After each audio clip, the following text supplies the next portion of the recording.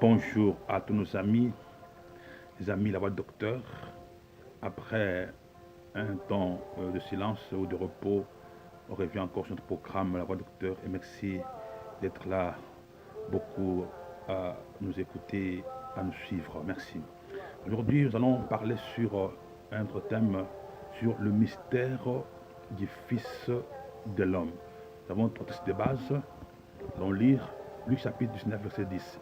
La Bible dit, car le Fils de l'homme est venu chercher et sauver ce qui était perdu.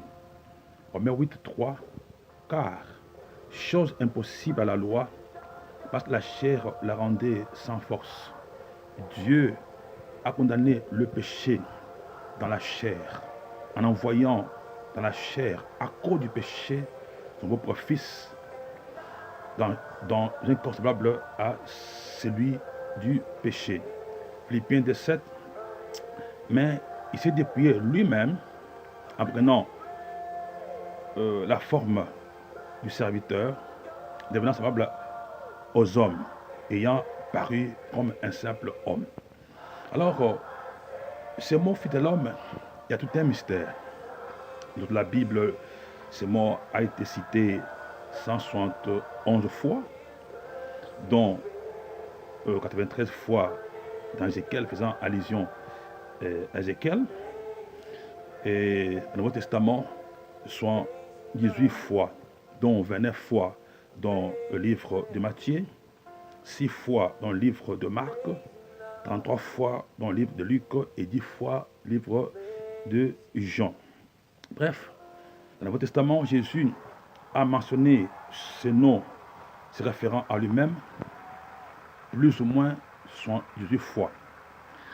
Il a fait mention du Fils au Fils de Dieu rarement. Et quand Pilate lui demanda, es-tu Fils de Dieu? Il a dit, tu l'as dit. Dès que Jésus a plus parlé qu'il était Fils de l'homme, qu'il parlait qu'il était Fils de Dieu. Pourquoi cela? Jésus, sachant les conditions dans lesquelles il s'est trouvé, et la mission qui était la sienne, à cette époque-là, il avait préféré s'appeler Fils de l'homme. Parce que il voulait s'identifier à sa mission et au but pour lequel il était venu sur la terre. Et pour bien comprendre ce mystère, nous allons dans l'origine grecque de ce mot, traduit du mot grec oiustu anthrope, calqué de l'amérien bar nasha, qui veut dire être humain. C'est-à-dire Jésus, s'appelant Fils de l'homme, identifié à sa mission qui sauveur de l'humanité. C'est pourquoi en Matthieu 1, 21, il est dit à Marie, il enfantera un fils. On ne dit pas il enfantera un fils de Dieu. On dit il enfantera un fils de Toko d'abord. Il donnera le nom de Jésus. C'est lui qui sauvera son peuple de ses péchés. Alors, ce nom Jésus est donné en rapport avec son humanité et non en rapport avec sa divinité. C'est le nom de Christ, qui veut dire roi et Messie, qui est en rapport avec sa divinité. Mais le nom Jésus est en rapport avec sa humanité. Et au même aujourd'hui en Israël, les gens s'appelaient le nom de Jésus. Même si aujourd'hui quelqu'un appelle son fils Jésus, ou il t'appelle Jésus, ce n'est pas un péché, c'est un nom d'homme. Alors, ce mystère, ce nom de Jésus révèle son humanité, n'est-ce pas, et sa divinité, je veux dire le nom de Jésus-Christ. Jésus-Christ révèle en même temps son humanité et sa divinité. C'est-à-dire Jésus-Christ, c'est juste sur la terre, pour accomplir sa mission, il sauveur, était 100% Dieu et aussi 100% homme. Mais ici, nous allons parler sur 100% homme. Et dans notre enseignement, nous aborderons son humanité en tant que fils de l'homme. Bien aimé, quand l'homme pécha contre Dieu, de ces jours-là, Dieu avait un problème à résoudre à cause du péché et toutes ses conséquences. provoqués par celui-ci. Ainsi que Dieu a trouvé, bien que ce problème de l'homme devait être résolu que par un autre homme.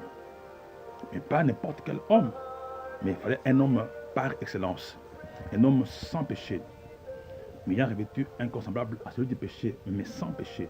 C'est pourquoi Romains 8, verset 3, il est dit, Dieu condamna le péché dans la chair en envoyant à cause du péché votre Fils, Jésus, dans une chair semblable à celle du péché. C'est pourquoi en Philippiens 2,7, nous avons lu, il dit, il s'est dépouillé lui-même en prenant une forme de serviteur et en devenant semblable aux hommes. Voici cela. Pourquoi Dieu n'a pas voulu résoudre tous ces problèmes seulement en disant sa divinité? Bien aimé, il y a plusieurs raisons qu'on peut évoquer. Dans cet enseignement, évoquer quelques raisons seulement. Première raison, Dieu a voulu résoudre ce problème de l'homme par empathie. Ce mot veut dire se mettre à la place de la personne, ressentir ce qu'il sent, subir ce qu'il est en train de subir, c'est-à-dire entrer dans le sentiment, revêtir sa peau pour porter même douleur avec lui.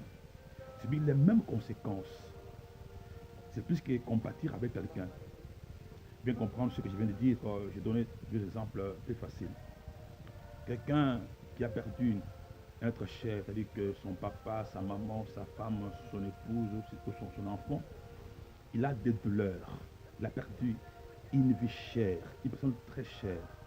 Ce que personne ressent, personne ne peut ressentir. Vous pouvez venir dans ce deuil avec votre présence pour consoler la personne, avec des paroles de consolation, mais jamais ne mettra à sa place, jamais sentira cette perte comme il a senti. Il n'a pas perdu, mais celui qui a perdu, c'est qu'il sent, c'est à fait plus que ce que vous sentez. Alors, un autre exemple, si tu veux sauver quelqu'un qui est en train de se noyer dans l'eau, tu es un nageur, tu ne vas pas lui lancer une corde ou un bâton pour dire que monsieur, prends cette corde-là, tiens cette corde-là et sors des eaux. Tu ne peux pas le sauver. Puisqu'il n'est pas non plus en train de se noyer, il se bat avec la mort. Il n'est plus là où il s'est noyé, en train de couler. Alors, tu dois, pour le sauver, entrer dans l'eau, risquer la mort comme de risquer pour le sauver. N'est-ce pas? C'est ce que Dieu a fait pour nous sauver lui-même. Dieu a accepté de prendre le risque du péché, risquer notre danger de mort, n'est-ce pas? Et ses conséquences en vie de nous sauver. Écoutez, bien aimés, Dieu pour nous sauver de la mort spirituelle et physique, il jugea bien de revêtir les corps mortels et porter nos péchés, n'est-ce pas, son corps à la croix du calvaire. Et ces péchés qui nous séparaient spirituellement de Dieu, c'est la mort physique, la mort spirituelle. Séparé de Dieu, pour la Bible déclare à la croix, et Jésus cria, mon Dieu, pourquoi m'as-tu abandonné?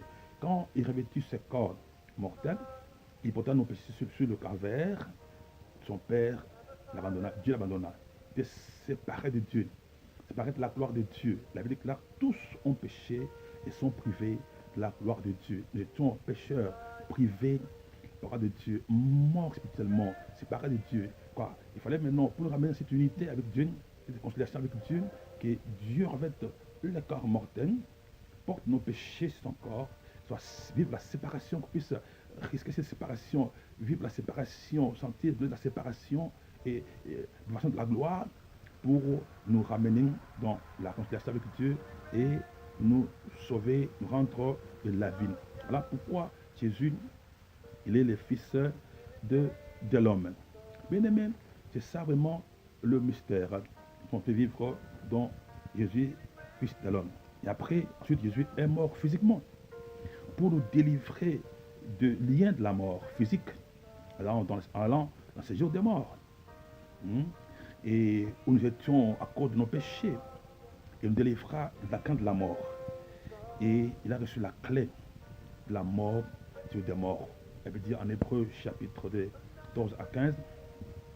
Ainsi donc, puisque les enfants participe au sang de la chair, il a également participé lui-même, afin que par la mort, il anéantit celui qui a la puissance de la mort, c'est-à-dire le diable. Et qui délivrera tous ceux qui, par la crainte de la mort, étaient tout le jour retenus dans la servitude. Vous voyez cela? Et après, chapitre 1, je te dis, il tient les clés de la mort sur des morts. C'est-à-dire, Jésus, pour nous délivrer de la mort, sur des morts, et même de revêtir les corps mortels, mourir physiquement, aller sur des morts, pour subir cette mort et nous libérer de la mort. C'est pourquoi la mort, quel que soit, il n'a plus de pouvoir sur toi. Tu es libéré de la mort, de la crainte de la mort. Tu es quelqu'un libéré au nom puissant de Jésus. La mort n'a plus encore pouvoir sur toi. La Bible déclare, mort, où est ton oquillon? Mort, où est ta puissance? Tu as été englouti, anéanti par la mort de Jésus. N'a plus peur de la mort, bien aimé. Christ a libéré ces liens de la mort, ces choses. Bien aimé,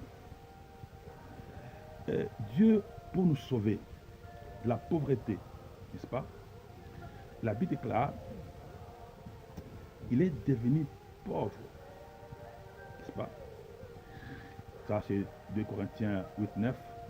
Car nous connaissons la grâce de notre Seigneur Jésus-Christ qui, pour nous, s'est fait pauvre, des riches qu'il était, afin que par sa pauvreté, nous puissions être enrichis. Jésus a vécu et senti l'odeur de notre pauvreté, en naissant dans une famille pauvre, dans une table de brebis. Mais non, c'est pas pour que nous soyons riches et naître dans la richesse. La Bible dit en Luc 9, 58, le renard ont des tanières, les oiseaux du ciel ont des nids, mais le Fils de l'homme n'a pas où reposer sa tête.